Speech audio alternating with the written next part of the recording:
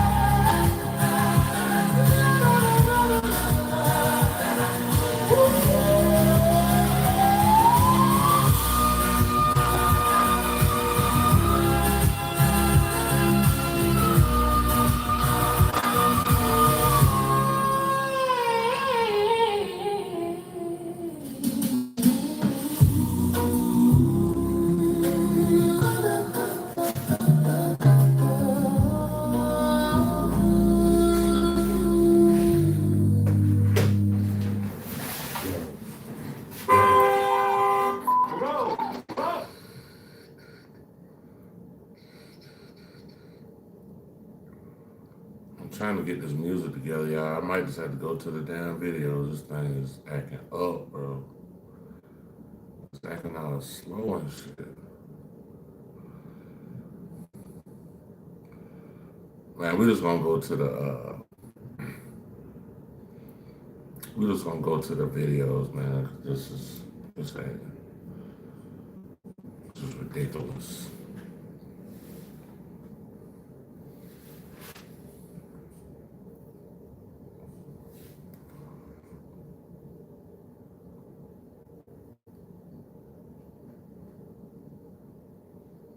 All right, y'all. We about to react to Poetic Flacco. Something about what they did to Nona Wells' mom. Somebody did something to Nona Wells' mom.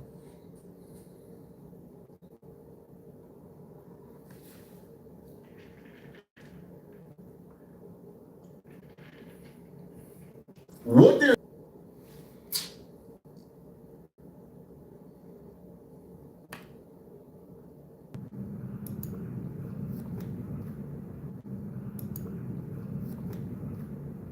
the white supremacists sent in some fraudulent complaints to get her people who, by the way, has feel like her personal review for health professionals, they feel that was like 1 star.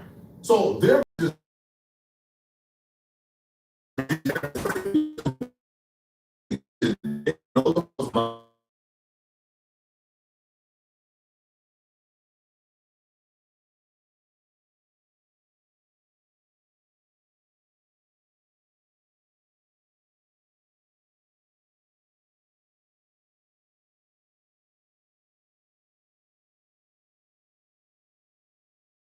into the trauma this woman is receiving. Check this out, man. So Nola Wall's mom, Christine Wonsky, is having her professional conduct called into question, but her family attorney, Benjamin Crumb, says just a bogus intimidation tactic, which I'll be real, I feel like the nursing board should know this. Like, they should know, especially with like the negative, like with the 1-star reviews they've been leaving, they're doing anything to try to hurt this woman.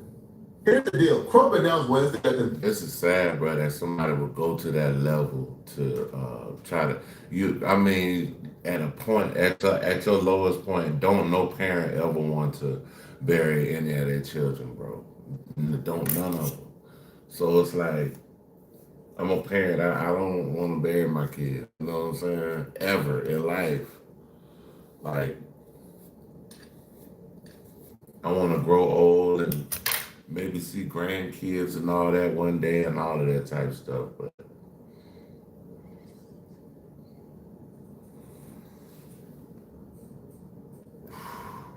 Mississippi Board of Nursing has undertaken a professional misconduct investigation into Christine's job performance based on an anonymous complaint filed against her after Nola's death. Crumb says the complaint is a warning shot at a grieving mother. They're able to do something this evil so effortlessly. I mean, whoever doing this, bro, you can't have a heart, bro. You can't have a heart, man, because that shit is like, that's disgusting, man. Like, that shit right there, bro, like, whoever did that shit, they need to be checked, bro. They need to be checked thoroughly. For real, my nigga. That's cold blooded right there. Because they don't view people who look like me and you as humans or as peers. They just don't. They don't view Christine as a grieving mother who just lost her son about 3 weeks ago. They view her as an obstacle and a nuisance. They view her as somebody who's exposing the system of white supremacy. They view her as somebody who's able to come in and call attention to the prejudice.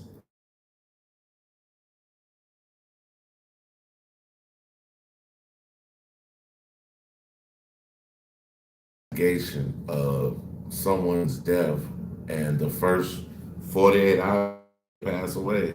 And they say that that's basically the most critical time that they, get information and stuff like this. But that we damn near a month in, and an hour after he was found, it's just accidental. Or no foul play, no foul play. Investigation closed, and she's exposing and bringing attention to that. They're bringing illegal. That's nasty work, bro.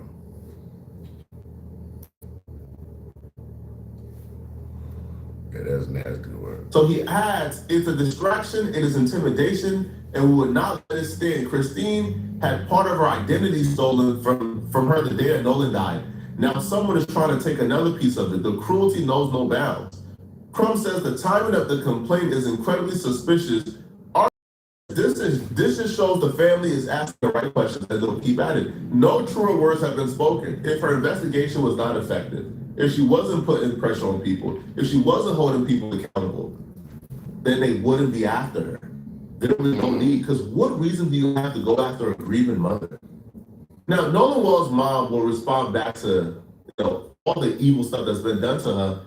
And even her messaging, as of lately, is still powerful and still strong. And she reiterated, all she's asking for is the final investigation. All she's asking for is answers. She's not pointing fingers at anybody.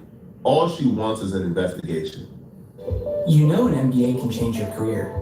What if it could change your community too? Investigation. Hey, Bears. Let me say this.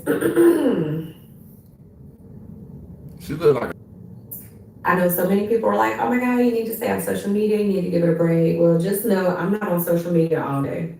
I'm not. I've been heavy in my Kindle, and then of course I have other children that I take care of. But occasionally I do pop on. Most of the time I just pose, come off. But trust and believe that I'm doing the things I need to do to take care of myself. And sometimes posting does feel nice because I get to check in with my different Boo Bears and see how everyone is doing. But again, like, if you have an issue with me advocating and asking questions, I don't think I'm the problem, babe. I think you're the problem. I think you need to take a step back and ask yourself, why are you so triggered? Or what is causing you to be so upset that I am asking is all. Never asked for special treatment, none of that. But there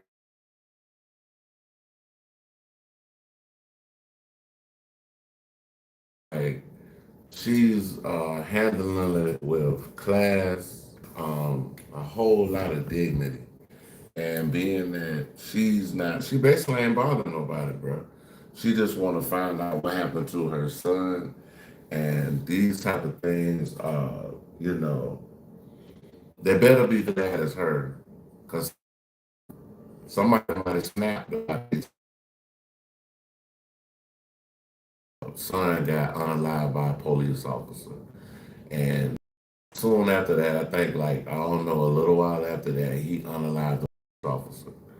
So everybody ain't like Nola Wells' mother, but like I said, she's handling this with class. The I feel like she like I say, I'm gonna say it over and over again. This woman isn't bothering nobody. All this woman wants to do is find out investigatively wise what happened to her child, and that's it, bro. Like, and she still got to keep going on. She can't just stop everything she's doing, bro. It's like she just gotta keep pushing on. But I know it gotta be a crushing blow to lose one of your kids, man. She already tried earlier, Brett. It's the same nonsense. She's going to take a step back and allow the investigation to take place. She's never said your son did anything. She never said he did anything. She did anything. She just said, let them take his part. But there are obvious things that we got to point out. There are obvious things that we got to point to, the facts of the case. But I'm not going to blame anybody, and she still hasn't. But yet they're treating her as if she's doing something inherently wrong, other than asking what happened to her son. You know, just as parents, losing a child, I'm telling you y'all, it hits different. My mom passed away, it's gonna be 8 years. And this hurt, I've said this in another video, this hurt is different. This is like it. I know, right? She said her mom passed away. My mom still living. My dad passed away 2024, December 18th.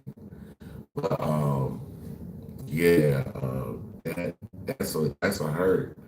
But like she said, losing one of your kids, she said that shit hit different, man. I can only, I can't even understand. I wouldn't even be able to understand how it feels for me to lose one of my daughters, bro. Like real talk, my nigga. Soul wrenching hurt. Like you feel like your heart is just being ripped out. Like I don't even know if that's even a good way to describe this hurt, but yeah. But I just want to thank you guys. Like I'm telling you, like thank you so much. Man, God bless this woman, bro. Y'all pray for this woman because she needs y'all prayers, bro. At her time of bereavement, man, this right here is just, this is horrible, dog. Like, I mean, and for people to be messing with this lady, trying to get a job, and she just lost her child, bro. This shit is ridiculous, bro. Like, some people, but it's a special place in hell for a lot of people, bro. To all the content creators who are using their podcasts, their platforms, all those things to make sure that Nolan's story is going. Like, I appreciate him for the time we had with Nolan. The amount of harassment that Christine has been receiving. And obviously, it's just a shame for God. We come and we start to get answers, and then we get threats and death threats. We're used to it because this is some attacks and hate mail.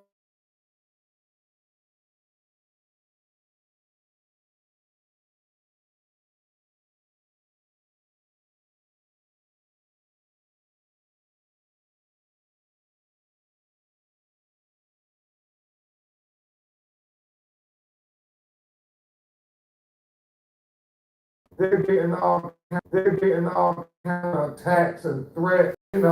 Obviously, it's just a we come and we start trying to fight for the life of this young black child and to get answers, and then we get threats and attacks and hate mail and all this stuff. But we're used to it because this is what we do. We're civil rights lawyers, and we know that civil rights leaders have always been attacked. Whether it was my personal hero, Thurgood Marshall, his life was always under threat. When he was just trying to find out how did black people end up hurting trees, castrated with their eyes bulged out. But they will blame us and race baiters when we're saying, hold on, we want answers because if this was your family, wouldn't you want answers?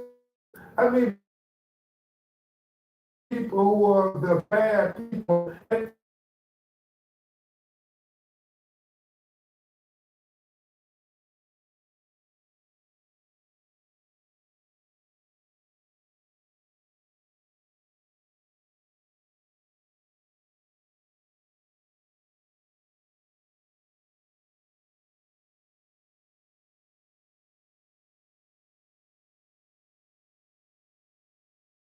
And to have the right to heroes were condemned, and to have the right to heroes were condemned by the state of Mississippi.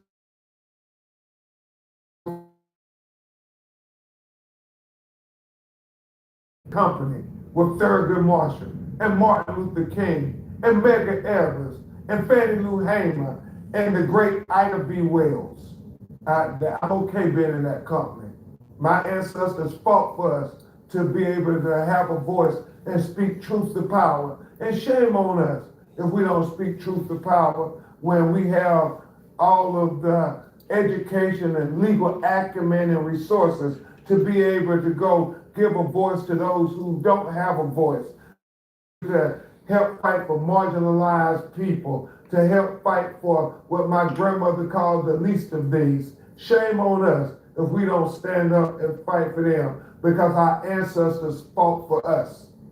You receiving threats too, right?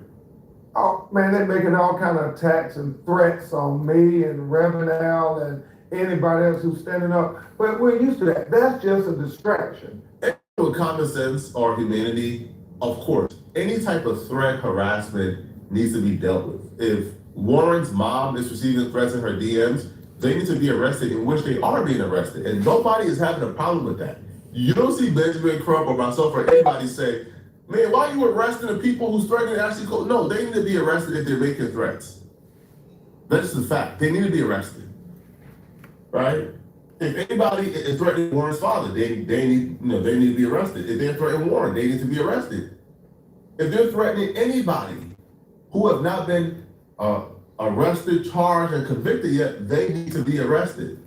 Harassment and threats are not okay, but it feels like only one side is saying harassment and threats are not okay because the other side have nothing to say when Christine is being harassed. They have nothing to say when her job is being called. They have nothing to say when negative reviews is harming her professional reputation. They have nothing to say when like fake complaints is leading to official investigation from the nursing board. They have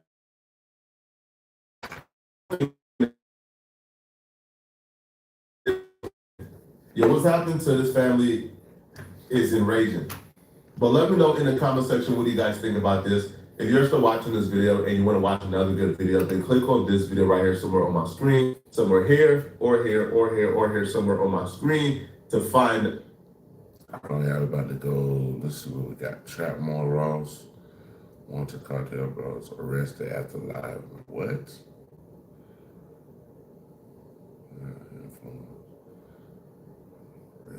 Damn, I want to see this. Hey, y'all, we about to check out Trapmore Ross, irritated by Trapmore Ross.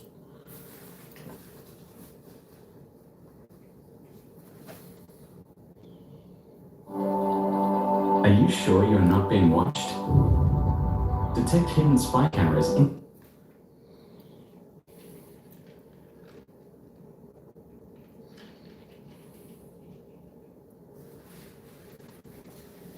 Hold on, y'all, one second. For the cartels, and it looks like one of the biggest and leading cartel head honchos has just been taken down. Now, I saw the video that I did a few months ago on my main channel, The Many Murders of El Metro. In this documentary, I basically broke down the backstory about El Metro, the alleged leader of the CJNG, like a feared cartel with a lot of help allegedly by the US government. Well, now, Mexican beauty influencer might have just led to the downfall of the new person who was the head honcho of his cartel after El Metro ended up getting taken out. So it all started to unravel on May the 13th, 2025, when a 23-year-old Mexican beauty influencer by the name of Valeria Marquez was murdered in a beauty salon. The murder of a Mexican beauty influencer has sent shockwaves across the country. Hoy andaba haciendo unas cosillas. Her final moments live in this video. Hola. As she recorded from the beauty salon where she worked in Zapopan, Central Mexico. Pues que te lo quieren entregar a ti. She mentions how someone had stopped by earlier promising to bring an expensive gift. Ya viene. Later on, clutching a pink stuffed animal, Marquez looks out of frame before saying they're coming, and a voice in the background asks for her by name. Sí. Marquez replies. Were you surprised? I was horrified, and in one sense, I was not surprised. Paulina Garcia del Moral is an assistant professor who studies gender violence in Mexico and Latin America. It is quite common, even though it has been codified. Feminist is on the rise femicides in Mexico? There were 847 femicides reported last year by the government of Mexico. So, very interesting, okay? People are saying that friend was no friend. Poor girl, this is genuinely insane. May her memory be a blessing. Whoever picked up that phone is guilty AF. Now, what's interesting, after her murder, apparently somebody sent a message to the location of her Man murder. suspected of shooting TikToker Valeria Marquez while she was live streaming is said to have now left a chilling note at the scene. Picture this. A masked man enters Valeria's salon pretending to be a delivery driver with a very expensive gift for her that had to be given in person. But the influencer was suspicious, saying maybe they were going to kill her and they were going to come and take her away. Just hours later, another man shows up to her salon asking for Valeria by name for shooting her 3 later, a package is sent to her salon. The killer, Mike Sachs, actually sent her own beauty salon in Guadalajara, Mexico. And like over the course of the time she was there, she was getting sent a series of unsettling gifts. Now she's on this live stream and she's at her beauty salon that she owned. And she tells the audience that she's been told she's receiving 3 gifts that day. And the last one person, Vile, whatever. And she starts saying in the live stream, she goes, Ya me hundí. Like, I'm creeped out. Something's wrong. And you can tell she's kind of on edge. And she says, you know what? Friend tells her behind the camera, no, you can't go. There's another gift coming for you. And some context to this is that Valeria had received gifts from viewers before. She would talk about how she would, and who would give her extravagant gifts. And so she was used to being sent gifts, all right? But what's weird is that people are saying, just stick around, there's more gifts coming. It's a super weird situation. And I'll be honest, you know, look, I'm an influencer. Yeah, that's crazy, bro. She got killed on camera, dog. That's wild work right there, boy. That's fucking wild work, man. Like, shame on whoever did this to this woman, man.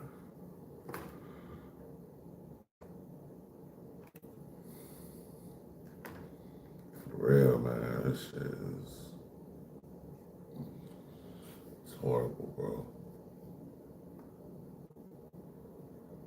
Yeah, but I'm gonna do an hour with y'all, man, with this one, and I'm about to go out. I'll probably come back out, I'll probably make a track, because I don't know, this live, it was compromised. But yeah, we're gonna finish this hour out, and then I'm gonna come right back, probably make a track or something.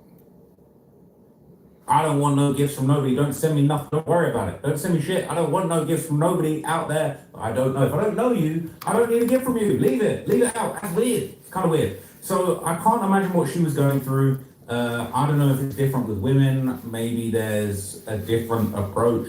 It's saying she dated men that have given her extravagant gifts. I'll keep her out. I don't be getting no extravagant gifts. You know what I'm saying? For the ladies, it's not really like, I mean, you know what I'm saying, my birthday's coming up, so I might get something nice, but like realistically, getting extravagant gifts from admirers of the opposite gender is low-key creepy and weird. I mean, if it's a nice gift, you want to keep the gift, that's cool, but like you're opening yourself up to some very alarming connections, some parasocial social relationships that you didn't really. What's super weird is that she was urged by a friend to stick around to stay for another gift before being shot 3 times. As we saw in those comments on the previous post, that friend was not really a friend of hers. Sounds like she was set up. $2,100. That's 3 months of groceries. $2,100. That's the tax increase John Ossoff supported. Ambitious and liberal Ossoff. She was set up. a lot of viewers would send her things. And someone comments in the chat, tell people where you are. Well, you know, everyone knows that this is my salon, something along those lines. And then the delivery man is looking out and shoots the live. And then you just see her take 3 bullets, and the first bullet, I've watched this video so many times at this point, she's wearing like a chain necklace, and the first bullet, because people were saying it was fake, and that it didn't look like the bullet even hit her, but the first bullet hits her necklace and her necklace goes flying off. It hits the pendant and the whole necklace goes flying off. And she gets shot again, and then she gets shot in the head. And she's like slumped over and her hair is covering her whole face. So the video is really jarring because getting shot 3 times, but it's not like this cinematic boom, boom, boom, and she's all bludgeoned, and she just kind of slumps in and she's holding the pig plushie too, dead. The phone and turns off the live stream. And people were saying, you didn't hear screaming, but it's important to keep in mind she muted the live. Why did she mute the live? If she was so scared, why didn't she leave? Confusing. So as time went on, some kind of theories that were going around. And in this interview on Sean Ryan's channel, we're going to hear a little theory initially that was put around. But real Mexico, just to be honest with y'all, that's a little something I'll share with y'all. My brother was killed in Mexico. I'm not gonna get into everything that happened, but yeah.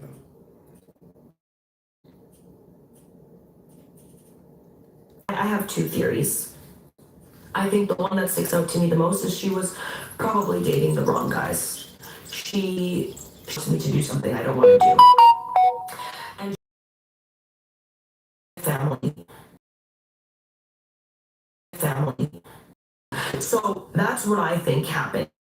So she's saying that she thought she knew who did it. Now, at the time, there were reports that kind of identified 3 potential suspects, and there was this very kind of deep dive article that's going on, breaking it down. Says the murder of Valeria Marquez and the involvement of the CJNG. Okay, so that's an El Mencho's crew, right? We done heard about before. It says a timeline of the day Valeria was murdered, and a review of the 2 CJNG figures who are potentially involved. 2 CJNG figures who are potentially involved. It says in office announced that there were no new progress in the investigation of the murder of Valeria Marquez, blaming witnesses who failed to show up when summoned and witnesses who gave no information. This level of witness intimidation, the prosecutor's office failure to protect the witnesses from it, confirms what long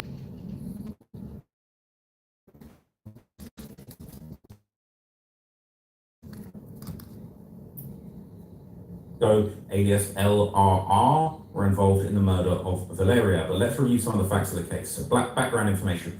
Valeria Marquez Lopez was a social media influencer and beauty salon owner who lived in the Mexican state of Jalisco. Okay. Neighborhood of Zapopan, which sits outside. A lot going on. This Celeste Valeria was socializing with people in Jalisco who made considerably more money than her.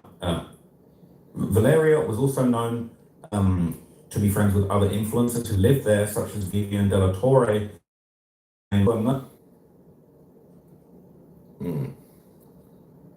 Valeria made social media posts alluding to a possessive and controlling ex-boyfriend who was threatening violence against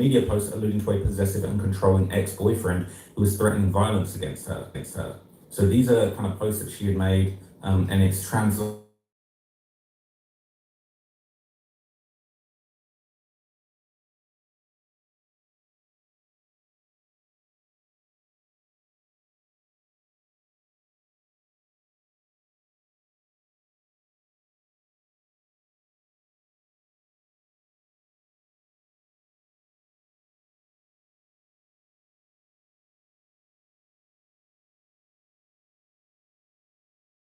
Ex may imply that her ex was either married to someone else or he was possibly seeing multiple women during the time period that he dated her. So this is kind of a text exchange going back and forth where the ex says, so that you learn to listen to me, you haven't. Yeah, man, that's some weird shit, bro. You can't even do. Where the ex who lived threatened her, saying you'll learn to listen to me, Erica told him Valeria had gone out to run errands. The man said Erica told him Valeria had gone out to run errands. The man said he would come back in an hour with a gift for her, describing it as very expensive and insisting he wanted to give it to her personally. Soon after, Erica called Valeria and informed her of what happened. So 4 p.m., a masked man entered the salon. That happened. Okay, an hour passed. The man did return as promised. And then at 5:30 p.m., an hour and a half later, Valeria returned to the salon from her errands and started a live stream while sitting at a desk inside. During the live stream, Valeria and Erica discussed the delivery driver. Valeria said maybe they were going to kill me, or they're going to kidnap me, or what. I'm left feeling scared because Erica said you couldn't see the delivery guy's face. That's sus as hell. But she stuck around, which is very odd. So while on live, Valeria asked Erica, who was nearby but off camera, about her.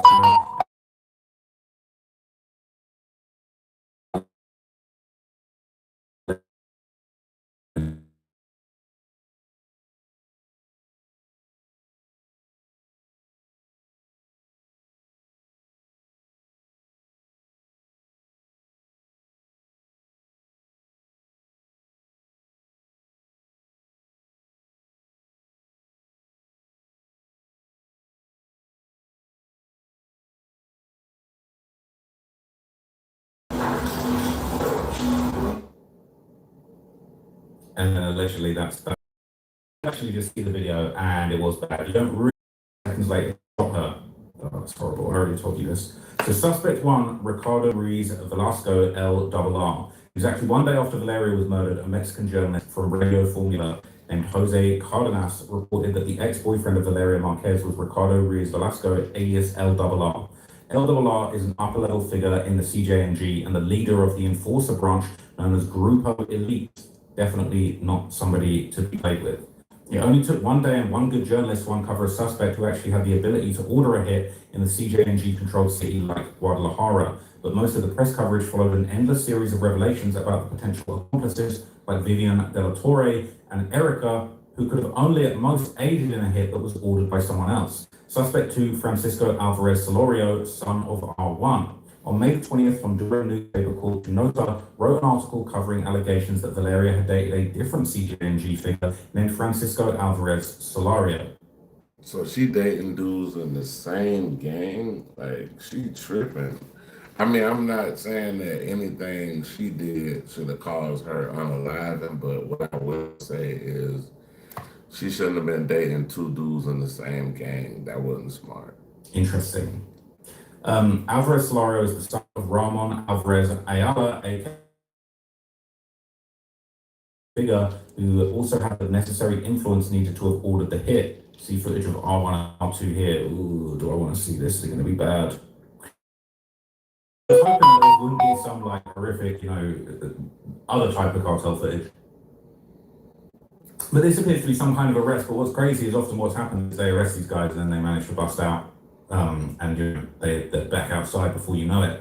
And the Mexican police and military are really scared of all the different cartels, okay? They're not playing around. So that's that. It says the Two Nota article included photos which showed Valeria kissing a man who allegedly resembles Francisco Alvarez Solorio. Last name Alvarez have circulated online. But this suspect is not covered in the CJNG suspect would put the safety of the U.S. intelligence has specific evidence to implicate RR rather than R1's son Francisco in Valeria's murder. Then came this week's revelation that witnesses are no longer willing to testify. This is a sign the CJNG is still not willing to hand over the man responsible for the attack. Actually, arrest a high-ranking attack. It was L, and they connected. With his slights, his control. For more than a year, there was silence. Any questions. The femicide of Valeria Marquez seemed to have stalled. But an unexpected capture in 20. That's fucked.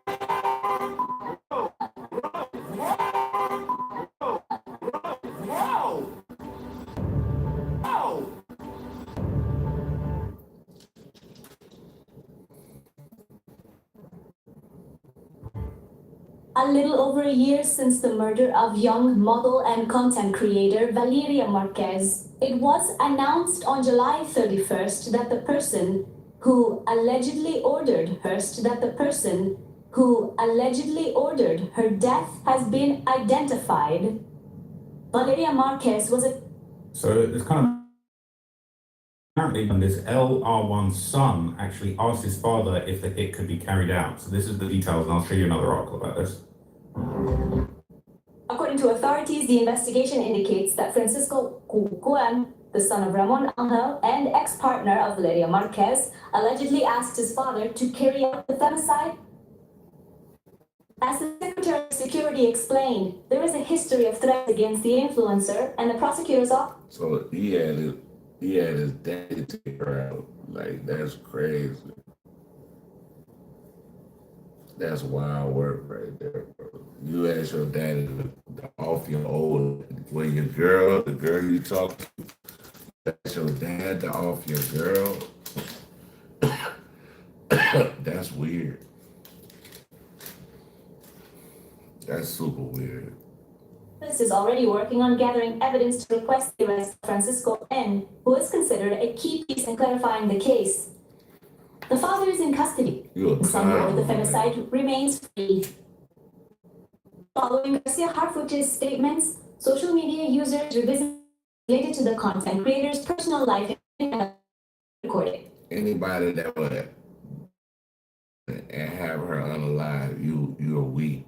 You gotta be weak. You gotta be a weak person. Like, you're emotional damage. Like, something wrong with you, bro. On platforms like X and TikTok, an audio recording began to circulate again that supposedly contains Valeria Marquez's testimony regarding a romantic relationship she had with her ex-partner. Do you know what he told me?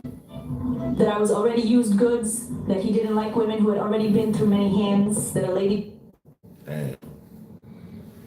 Well, go get somebody else then, bro. Like, that's what I'm saying. Like, bro, if you don't like somebody, I mean, why? Just let the lady go, bro.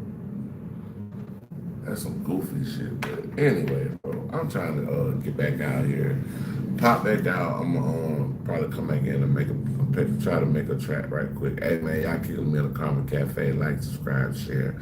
Definitely a notification. Peace and one, man.